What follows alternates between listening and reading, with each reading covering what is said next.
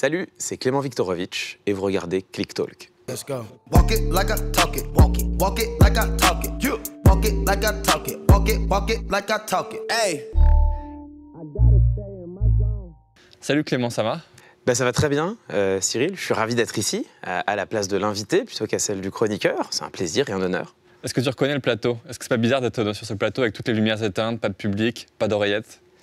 Pas d'oreillettes, si, ça c'est étrange. On s'y fait très vite, étonnamment. Quant au plateau, je commence à l'appréhender, je commence à en avoir l'habitude, à la fois autour de la table pendant la quotidienne, et puis ici, c'est quand même là où on tourne, viens voir les docteurs. Viens voir les docteurs une fois par mois, et puis tous les soirs, on te retrouve dans la quotidienne Click, où tu remets les points sur les i. La désubjectivation, c'est assez simple. Ça consiste à présenter une opinion personnelle comme une vérité objective. Au fond, on ne dit pas à l'autre « je ne suis pas d'accord avec vous ». On ne lui dit même pas « je pense que vous avez tort », on lui dit « vous avez tort ». En d'autres termes, Éric Zemmour, dans ses extraits, se présente comme le détenteur d'une vérité révélée. Nadine Morano utilise un outil rhétorique qu'on appelle l'implicite. L'implicite, ça a été bien défini par un linguiste français qui s'appelle Oswald Ducrot. Il nous dit « c'est dire quelque chose sans prendre la responsabilité de l'avoir dit, ce qui revient à bénéficier à la fois de l'efficacité de la parole et de l'innocence du silence ». Eh bien, c'est exactement ce que fait Nadine Morano ici. On lui pose une question sur les musulmans. Elle répond sur le terrorisme. C'est évidemment une manière de lier les deux questions, d'associer l'ensemble des musulmans d'une part au terrorisme d'autre part. Mais ça, elle ne le dit jamais clairement et donc on ne peut pas vraiment lui reprocher. La fenêtre d'Overton, c'est un concept qui a été forgé par un lobbyiste américain, Joseph Overton. Ça désigne le spectre du disciple dans l'espace public. Au fond, l'idée de la fenêtre d'Overton, c'est qu'il y a un ensemble d'opinions qu'on peut assumer dans les médias, en public, sans être immédiatement disqualifié. Plus un mot a été montré un grand nombre de fois, plus les gens ont des chances de dire que ce mot a une connotation positive. Pourquoi c'est intéressant? Parce que cette expérience met en évidence un biais cognitif, un piège de la pensée, ce qu'on appelle l'effet de simple exposition. L'idée est simple, plus nous sommes exposés à une idée, une personne, un produit, plus cette idée, cette personne ou ce produit nous apparaît comme familier et donc plus nous lui sommes favorables. Clément, pourquoi c'est important de déconstruire les procédés rhétoriques, notamment ceux des politiques? C'est important parce que la rhétorique, c'est un enjeu de pouvoir. La parole a un pouvoir, le pouvoir de convaincre, le pouvoir d'influencer, le pouvoir d'amener éventuellement des foules, des citoyens, des individus à voter pour soi. Et dans le système politique dans lequel on vit, qui est une démocratie, c'est absolument essentiel, c'est crucial.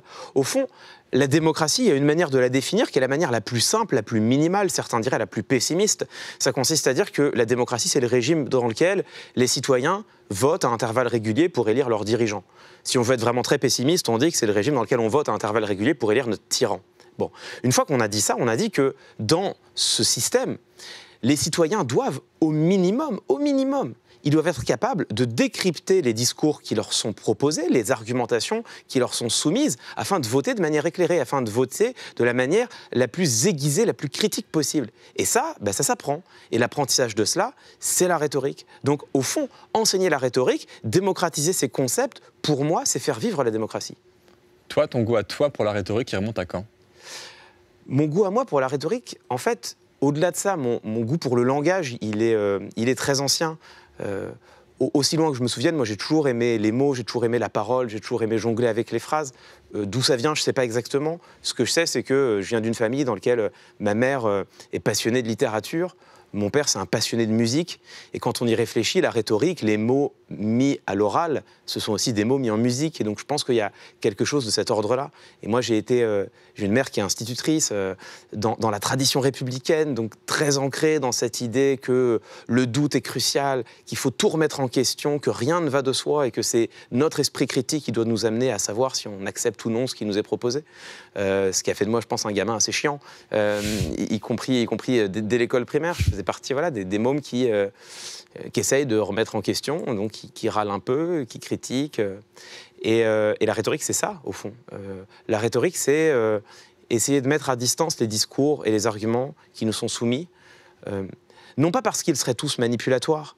Ce qu'on peut croire parfois, et d'ailleurs peut-être qu'on peut croire quand on écoute mes chroniques, je le vois dans certains commentaires, il y a des gens qui disent mais alors du coup on est tous manipulés, tous les hommes politiques sont manipulateurs. C'est pas exactement ça. C'est que la parole, elle est convaincante, elle est persuasive, elle a un effet. Et donc tous, naturellement, on a besoin de connaître les clés de la rhétorique pour savoir si on veut ou non se laisser convaincre. C'est noble d'accepter de se laisser convaincre. La vraie question, c'est comment fait-on pour être capable de se laisser convaincre avec le plus de critiques, avec le plus de jugement, avec le plus de distance. Et c'est pour ça qu'on a besoin de la rhétorique. Il paraît que toi, à l'âge où les enfants sont plutôt, en tout cas les garçons, c'est un peu genré ce que je dis, mais bon, fan de Zidane ou de motocross, toi tu étais déjà un peu fan de Robert Badinter, un avocat de gauche, et Simone Veil, une femme politique de droite, c'est vrai? Je sais pas où tu as lu ça. C'est dans Vanity Fair. Ce qui est vrai, c'est que... moi, j'ai jamais été très sport, hein, ça c'est pas un grand secret, donc j'ai jamais été vraiment fan de Zidane, ni hier ni aujourd'hui. En revanche, ouais, c'est vrai que très tôt, moi je me suis passionné. Alors Simone Veil et Robert Badinter, c'est venu un peu après, c'est venu plutôt quand j'étais au lycée, et puis après évidemment quand j'étais à l'université. Mais par contre, très tôt, moi je suis tombé dans la littérature. En fait, très tôt, je suis tombé dans la littérature qui continue aujourd'hui de me fasciner, c'est-à-dire d'une part le théâtre et puis d'autre part la littérature de l'imaginaire, la science-fiction, la fantaisie. Et donc, effectivement, à l'heure où d'autres jouaient avec un ballon, moi, je faisais partie des gens qui passaient plutôt leur temps à bouquiner. J'ai cité une femme de droite et un homme de gauche. Qu'est-ce que ça dit de toi? En fait, t'as pas cité une femme de droite et un homme de gauche. T'as cité deux grands orateurs politiques qui ont tous les deux marqué l'histoire législative française. Une femme de droite, Simone Veil, certes, mais qui, avec les voix de la gauche, fait passer la loi pour l'avortement, qui est un grand progrès social et un grand progrès des droits pour les individus, en l'occurrence pour les femmes. Et puis Robert Badinter, un homme de gauche, en effet, mais surtout l'homme qui se sera battu toute sa vie pour faire abolir la peine de mort. Deux grands orateurs parlementaires. Moi, j'ai cette passion-là. Au-delà de la droite et de la gauche, on peut en parler si tu veux, mais c'est des concepts qui sont... C'est intéressant d'en parler, mais pas pour dire je suis de droite, je suis de gauche, pour les déconstruire, parce que je ne suis pas sûr, et c'est le politiste, le docteur en sciences politiques qui parle, je ne suis pas sûr qu'aujourd'hui la droite et la gauche soient encore les concepts les plus pertinents pour décrire notre espace politique. Je pense qu'il faut les interroger. En revanche, Simone Veil, Robert Badinter, c'est deux individus qui ont eu la passion du verbe et la capacité, par leur éloquence, par leur rhétorique, par leur argumentation, de changer la loi et de changer la vie. Ils ont fait l'histoire avec leurs mots. C'est parce que Robert Badinter, longtemps, s'est battu d'abord dans les prétoires, puis à l'Assemblée nationale, qu'en 81, enfin, la peine de mort est abolie. Si tard en France, mais sans Robert Badinter, sans doute que ça aurait été beaucoup plus tard que cela. Et s'il n'avait pas été là, s'il n'avait pas utiliser sa voix pour porter avec autant de force ce combat, qui sait quand on aurait aboli la peine de mort? Sans doute encore plus tard, et sans doute que la France serait encore davantage déshonorée. Parce que c'est un déshonneur d'avoir attendu tant de temps avant de l'abolir. Et Simone Veil, c'est encore plus clair que ça. Au moment où Simone Veil rentre à l'Assemblée nationale pour faire voter la loi sur l'avortement, personne ne sait si la loi sera votée. Et c'est par sa rhétorique, par son éloquence, par la joute parlementaire qu'elle a menée brillamment, qu'elle a réussi à faire cette grande avancée des droits pour toutes les femmes, qui est la légalisation de l'avortement. Et plus récemment, Christiane Taubira.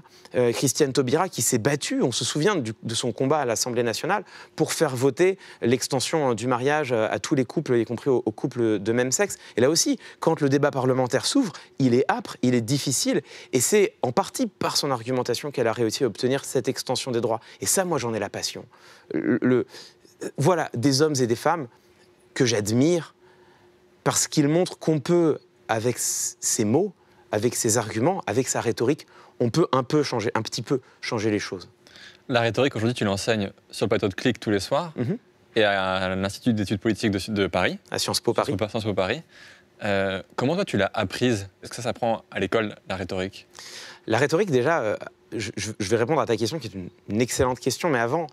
Je l'enseigne, je l'utilise sur le plateau de Click tous les soirs pour essayer de décrypter l'actualité devant le regard des citoyens.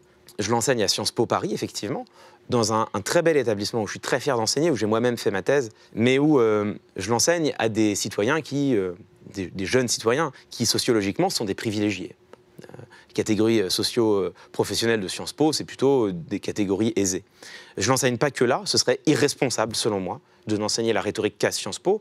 Je l'enseigne ailleurs, je l'ai enseigné ailleurs, et notamment aujourd'hui je continue de l'enseigner à Montreuil, où je m'occupe du concours d'éloquence des lycéens de Montreuil. Et ça c'est très important de le dire, parce que pour moi la rhétorique elle ne vaut que si elle est enseignée le plus largement possible. Alors ensuite, comment on fait pour l'acquérir? En France c'est compliqué. Parce que la rhétorique, c'est un parent pauvre de l'université. C'est pas enseigné. C'est très peu étudié, c'est très peu enseigné. C'est étudié et enseigné de manière très théorique. Dans les études littéraires, en sémiologie, c'est-à-dire la science des signes, on s'intéresse bien sûr à la rhétorique, à l'argumentation, mais de manière assez peu pratique, de manière assez peu concrète. Donc comment j'ai fait pour l'acquérir? C'est un mélange de, comme je te le disais tout à l'heure, de goût personnel. Je pense que moi... J'ai toujours aimé les mots et je m'y suis forgé sur le tas, comme beaucoup de monde, progressivement. C'est un mélange de compétences acquises, pour le coup, réellement sur le tas, en pratique, à la fois comme enseignant. C'est très rhétorique, l'enseignement. Moi, j'ai été prof à l'université Villetaneuse, enfin l'université de Villetaneuse, l'université Paris 13, pendant 3 ans. C'est des grands amphis, pas très bien chauffés, pas très bien sonorisés, avec souvent beaucoup moins d'étudiants dans l'amphi qu'il n'y a de place, ce qui est très déstabilisant pour un enseignant. Et c'est des cours qui sont interminables, c'est des cours d'amphi qui durent 3 heures. Bon, mon art oratoire, il s'est beaucoup éprouvé, il s'est beaucoup forgé dans ces amphis, parce que pour tenir les étudiants pendant 3 heures, on ne peut pas se contenter de s'asseoir, de sortir ses notes et puis de les lire sur une voix monotone. Ou si on fait ça, au bout de 2 cours, on a 2 étudiants dans l'amphi. Donc si on veut réussir à capter l'attention, puis à transmettre un petit peu de la science politique, il faut faire un travail de showman, hein, c'est un show, un tel cours. Donc je l'ai acquise comme ça, un peu sur le tas. Et je l'ai acquise aussi, moi j'ai été assistant parlementaire au début de ma thèse. Donc en fait, étonnamment, moi j'ai rédigé des discours. J'étais l'assistant du sénateur de Mayotte. Qui était un sénateur modem, mais en fait, il n'était pas tant modem que ça. Pour lui, les partis politiques, c'était pas très important. Lui, ce qu'il avait à cœur, c'était de défendre Mayotte, de défendre son île. Et donc, j'ai passé 1 an à écrire des discours pour défendre Mayotte et le rattrapage de Mayotte. Et donc là aussi, j'ai éprouvé ma plume. Et puis ensuite, j'ai passé des années, pendant ma thèse, à travailler la rhétorique de manière plus théorique, à acquérir tout le squelette conceptuel pour mettre mes compétences en ordre. Et donc ça, c'est beaucoup de temps de lecture pour aller lire à la fois les anciens, Aristote, Cicéron, et puis aussi lire ce qu'on a écrit récemment sur la rhétorique. Donc c'est beaucoup de temps en bibliothèque à lire, et ensuite beaucoup de temps de réflexion, à réfléchir sur comment le transmettre. Et ensuite... En fait, c'est 10 ans d'enseignement. Moi, ça fait 10 ans que j'enseigne la rhétorique à Sciences Po. Et il y a un dicton qui court dans les couloirs de l'université, c'est que la meilleure manière d'apprendre une discipline, c'est de l'enseigner. Et c'est vrai que... c'est hyper rassurant. c'est parfois un peu vrai. Et en ce qui me concerne, pour la rhétorique, ça a été très vrai. C'est-à-dire que c'est 10 ans, année après année, à réfléchir sur comment améliorer mon atelier, comment faire en sorte de rendre les compétences plus claires. C'est aussi un apprentissage, moi, en pratique. C'est-à-dire que j'ai beaucoup appris en regardant mes étudiants, en analysant ce qu'ils faisaient. Et voilà comment on en arrive là où je suis aujourd'hui, avec une compétence sur la rhétorique qui, je crois, est une compétence très pratique, au fond. Il y a les mots, et puis il y a la musique. Ouais. Tu disais tout à l'heure que ton père était musicien. On bosse pas très loin l'un de l'autre au bureau. Et avant la quotidienne, je te vois réciter ou répéter ta chronique, et tu la déclames, tu la chantes presque. Comment tu mets en musique tes mots, toi? C'est une excellente question à laquelle il y a presque pas de réponse. Parce qu'en fait, là, tu viens... Donc ta question m'invite à parler, à réfléchir sur la musicalité du discours. Et c'est là où la technique s'efface devant l'artistique. La rhétorique, c'est l'art de convaincre. Et la rhétorique utilise une autre compétence qui est l'éloquence, l'art oratoire, qui est l'art de bien parler. C'est 2 choses différentes. On peut bien parler sans avoir aucune volonté de convaincre. Quand on fait un spectacle de théâtre qui veut juste faire rire, par exemple. On peut chercher à convaincre, mais à l'écrit. Quand François Mitterrand, en 88, envoie une lettre à tous les Français pour les convaincre de voter pour lui, c'est de la rhétorique. D'une certaine manière, quand on envoie aujourd'hui une lettre de motivation, on fait de la rhétorique écrite. Si je veux tirer le trait, tirer le fil, une conversation Tinder, c'est de la rhétorique écrite. Donc la rhétorique, elle n'est pas nécessairement orale. Mais réfléchir sur l'oralité, c'est le moment où, comme je te le disais, la technique s'efface devant l'artistique. C'est-à-dire que l'art oratoire, c'est un art dans tous les sens du terme. C'est-à-dire que tout art s'adosse à une technique. Et l'art oratoire, ça s'apprend. On peut apprendre à bien parler. Justement, si tu donnais 3 conseils, 3 points précis à quelqu'un qui n'est pas bon à l'oral et qui veut le devenir. Alors, je te réponds dans un instant. Je finis ma phrase avant. D'accord. Mais je te réponds, c'est une très bonne question. Ça me permet de réfléchir à comment je vais répondre. Tu fais le politique, là. Tu Ouais, reprends la question je fais un peu le avant d'y politique. répondre. Si je devais m'auto-décrypter, je dirais que je gagne du temps parce qu'on sait que derrière, on utilise. Bon. Mais d'abord, parce que c'est intéressant, c'est qu'au-delà de la technique d'art oratoire qui peut s'acquérir, il y a toute une dimension mystérieuse. Et c'est cette dimension mystérieuse qui fait qu'un orateur, on va le trouver magnifique, brillant, virtuose, qu'on va se laisser bercer par sa voix, et qu'un autre, au contraire, il va nous déplaire. C'est exactement ce qui fait qu'on va aimer un chanteur et en détester un autre. C'est ce qui fait qu'un chanteur va être magnifique et qu'un autre va simplement être technique. On touche à une dimension mystérieuse qui est la dimension artistique de l'art oratoire. Et donc, comment on fait pour travailler la musicalité de son discours ? Je ne sais pas te répondre. On l'a dans l'oreille. Et ensuite, sur la technique de l'art oratoire, il y a les quelques grands conseils qu'on donne toujours, mais qui sont assez simples. En fait, ça se passe quand même beaucoup dans le corps.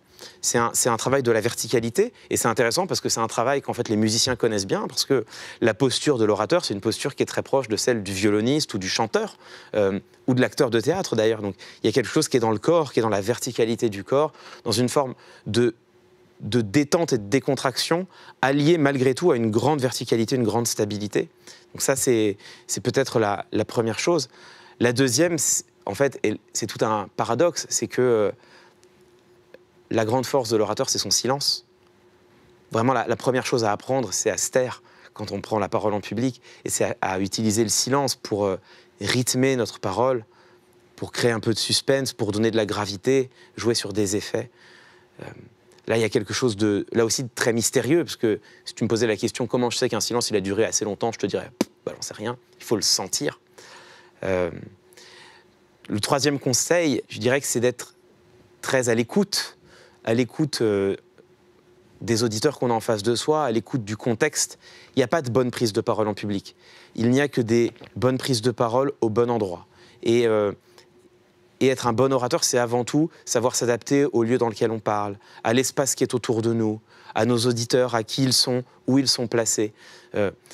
Si tu me parlais tout à l'heure de Robert Badinter à l'Assemblée nationale, tout le monde, donc, qui est un art oratoire virtuose, avec des crescendo, avec des fortissimos, il crie, il a un langage corporel qui est extrêmement ample. Bon, nul doute qu'il est brillant.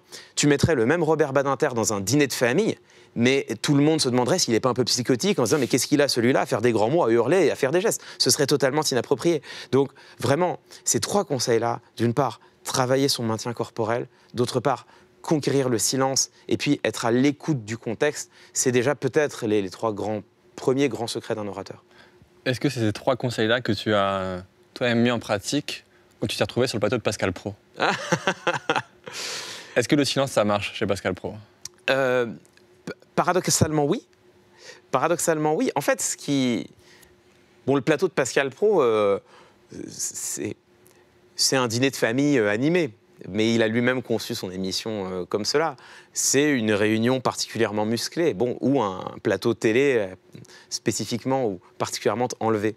Tout ça, c'est un peu la même chose. Et figure-toi que le silence, ça marche très bien. C'est-à-dire que dans ces arènes rhétoriques, et les dîners de famille, je pense que c'est un bon exemple, que tout le monde verra de quoi je parle, dans ces arènes rhétoriques qui sont saturées de paroles, où pour le coup, il n'y a pas une seconde de silence, parce que le moment où on cesse de parler, on craint de se faire voler la parole par notre voisin, réussir à faire résonner ne serait-ce qu'une demi-seconde de silence, c'est déjà créer un effet de contraste qui va conférer à notre parole une solennité, une force, une gravité incroyable.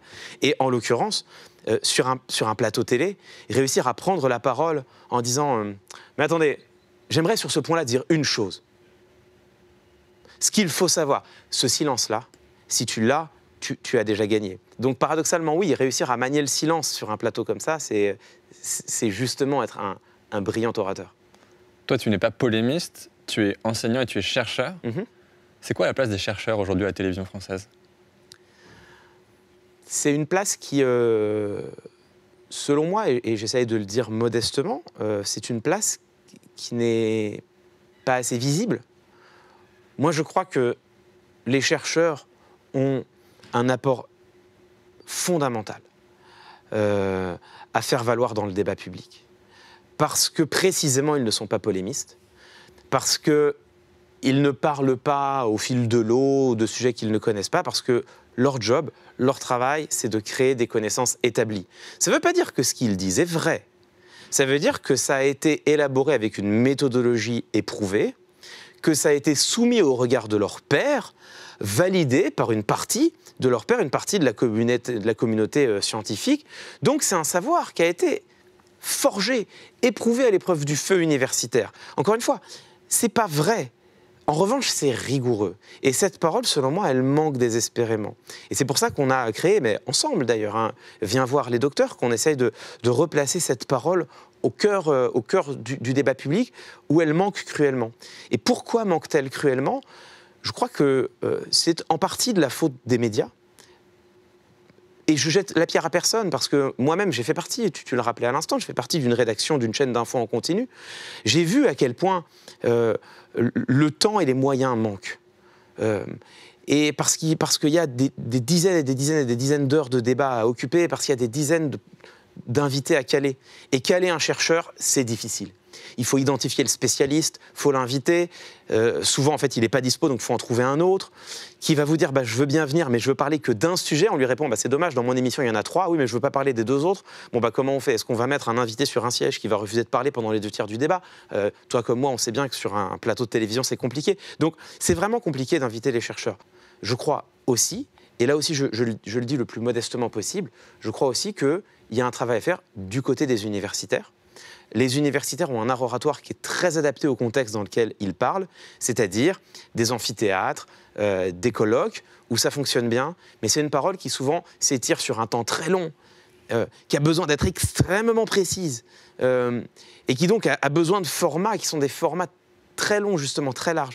Et ça, malheureusement, sur une chaîne d'infos, sur un plateau de quotidienne, c'est plus compliqué. Et je crois, moi, qu'il y a aussi un travail à faire du côté des universitaires pour se former à la rhétorique, pour se former à l'art oratoire, au media training, pour acquérir les codes de l'exercice et venir, avec les codes de l'exercice, porter une parole dans le débat public qui soit une parole différente. Donc je pense qu'à la fois dans les médias et à la fois dans les universités, il y a un travail à faire pour que les chercheurs retrouvent une place dans le débat public qui, pour moi, est une place essentielle. Donc tu as dit, il y a Viens voir les docteurs tous les mois sur Click. Tout à fait. On demande toujours à quelqu'un qui prend une émission, qui serait sa Catherine Deneuve, l'invité rêvé. Toi, de qui tu rêves sur le plateau de Viens voir les docteurs ? Je rêve déjà d'un homme, à qui moi je rêve de donner la parole, qui m'a fait l'honneur d'être dans mon jury de thèse et qui est un des penseurs qui moi, m'a beaucoup bousculé. C'est Bernard Manin, qui a écrit un livre qui est assez peu connu du grand public, mais que tous les étudiants en sciences politiques connaissent et qui est un grand livre, qui s'appelle « Les principes du gouvernement représentatif ». Pourquoi il a bouleversé ma pensée ? Parce qu'il fait partie de ces penseurs, il fait de la théorie du politique, il fait partie de ces penseurs qui ont interrogé l'idée même de démocratie. En réinterrogeant le mot, en disant mais finalement qu'est-ce que ça signifie le mot de démocratie ? Est-ce que nous vivons vraiment en démocratie ?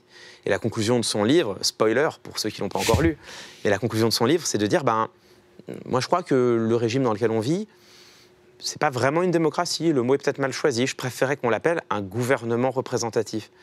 Mais je trouve ça tellement fort. Je trouve ça tellement fort d'oser réinterroger ça en disant, écoutez, si on s'interroge sur l'idée de démocratie, il faut s'interroger aussi sur le fait de savoir si nous vivons vraiment dans un régime qui peut porter ce nom-là. Et sa réponse, c'est pas sûr.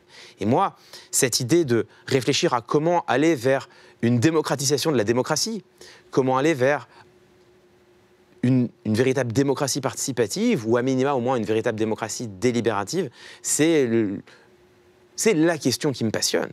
Tu es chroniqueur du lundi au jeudi. Ouais. Sur la quotidienne, tu enseignes le vendredi. Tout à fait. À Sciences Po, tu es animateur tous les dimanches, le 3e dimanche du mois sur Click TV. Mm-hmm. Quand on te demande, Clément Viktorovitch, c'est quoi votre métier ? Tu réponds quoi ? C'est une bonne question. Je ne sais pas quoi répondre. Je ne sais plus quoi répondre. Mon statut, c'est universitaire. Bon, universitaire, c'est pas un métier. Chercheur, c'est un métier.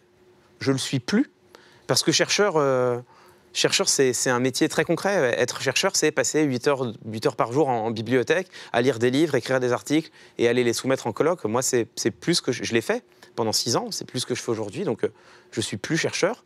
Je resterai toujours universitaire, qui pour moi est, correspond moins à un titre ou à un statut, celui de docteur, qu'à un état d'esprit et à une rigueur intellectuelle qu'on essaye de s'imposer, sans toujours y parvenir, mais au moins qu'on essaye de s'imposer. Mais au fond, moi, tel que je me vois, c'est plus comme un enseignant, comme un passeur. Moi, j'ai eu la chance, parce que c'est une chance, j'ai eu la chance de faire des longues études et de pouvoir le faire parce que mes parents m'ont permis de le faire, parce que j'ai grandi dans une famille qui était une famille ni modeste ni aisée, quelque part entre les deux, mais qui était parisienne et qui, au fond, était suffisamment aisée pour me permettre de faire mes études sans jamais avoir besoin de travailler. Et moi, j'ai enseigné à Villetaneuse et je sais à quel point ça, c'est un luxe. Donc j'ai eu la chance d'acquérir des connaissances. Et aujourd'hui, ce que j'essaye de faire, en tout cas, c'est mon idéal, c'est d'essayer de les redonner, de les transmettre, d'offrir à... Voilà, moi, j'ai eu cette opportunité formidable de passer 4 ans de ma vie à étudier la rhétorique. Qui peut faire ça ?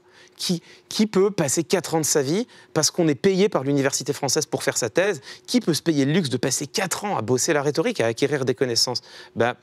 Moi, je l'ai eu, ce luxe, et cette opportunité. Et donc, le moins que je puisse faire aujourd'hui, c'est d'essayer de le transmettre, de le faire passer à d'autres au plus large possible. J'ai une dernière question. Tout à l'heure, je n'ai pas été tout à fait honnête en disant que tu ne t'intéressais à rien qui intéressait les jeunes de ton âge quand tu étais plus jeune. Tu étais fan de Naruto. Alors j'ai une question con et je sais que tu auras une réponse intelligente à me faire. Est-ce qu'il est éloquent, Naruto ? Ouais, moi j'adore la pop culture. Les gens ne le savent pas forcément, mais en fait, moi, ma vraie culture, c'est beaucoup plus la pop culture que la culture classique. Donc évidemment, j'ai vu tous les Naruto. Naruto, est-ce qu'il est éloquent ? Je ne sais pas. Être éloquent, c'est bien parler. Bon, Naruto, il parle pas particulièrement bien, et il a un langage très parlé, très oral. En revanche, il est très convaincant. En fait, Naruto, je ne sais pas si c'est un grand orateur, puis parce que bon, mon japonais est pas au top, hein. Par contre, je sais que c'est un grand rhéteur. La caractéristique de Naruto, c'est qu'il arrive à convaincre tous les gens qui l'entourent de le rejoindre, y compris ses pires ennemis.